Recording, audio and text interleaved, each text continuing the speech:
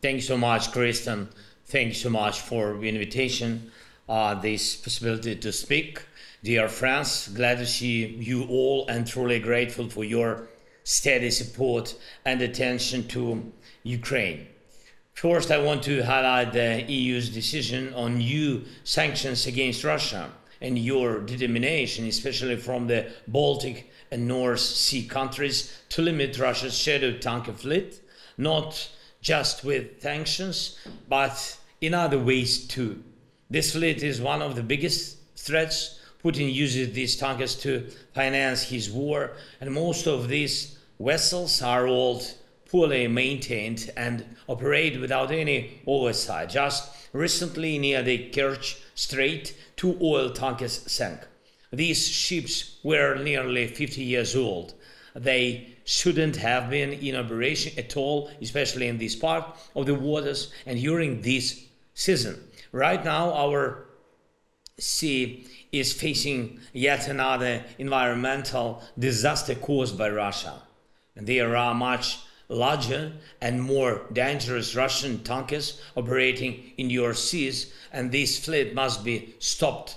Doing so will not only cut off Russia's war funding, but will also protect nature. And I urge you to take even stronger action to ensure that the shadow tanker fleet and other Russian vessels, including those transporting weapons, can no longer operate in European waters.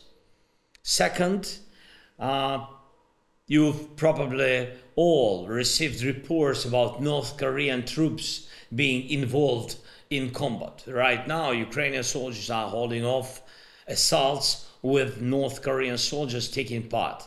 Their number could grow, and we all need to be aware of this. This clearly shows that Putin can't cope alone, so he's pulling others into a bigger war.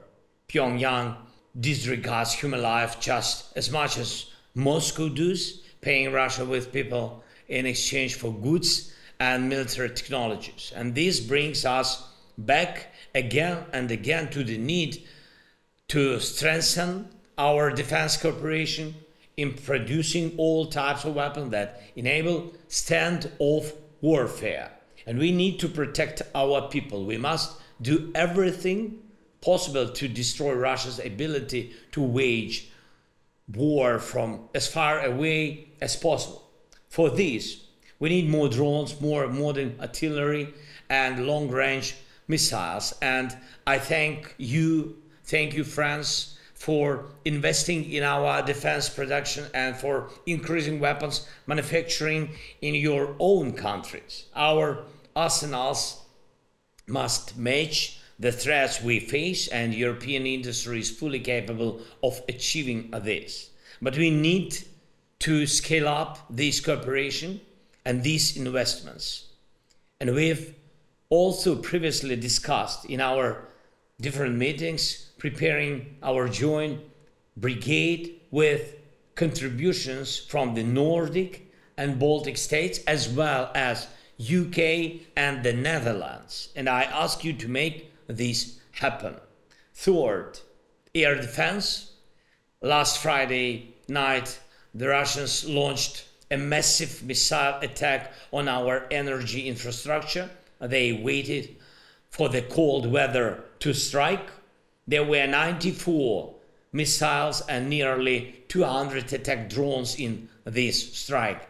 Fortunately, we managed to defend ourselves, but we know this is just a pause, and Russia will try to strike again as soon as they are ready, and they always do this. That's why we need a reliable guarantee of protection against air terror, and this means having enough air defense systems. And we need the full implementation of the agreements on air defense delivers, particularly those made at the NATO summit in Washington. We remember that to compensate for the inability to invite Ukraine to join the allies at that stage, a significant number of air defense systems were promised to us. And I ask for your help to deliver on this. And between us, frankly, our partners know that we need 12, 15 more systems besides these to fully protect our country from Russian missile strikes. And it's doable.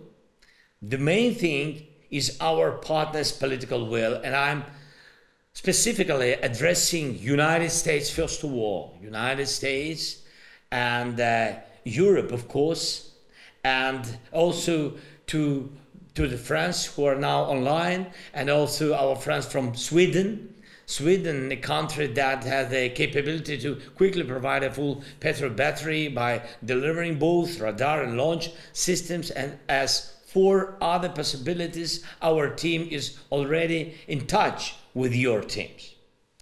And one more thing, every new month of this fight between Russia and the free world proves the importance of coordinating our efforts. We all need to stand together. Russia will keep escalating its threats as long as they can afford to. That's why we need more joint work, more coordinated steps and efforts, and we must strengthen all our cooperation formats, including the Joint Expeditionary Force.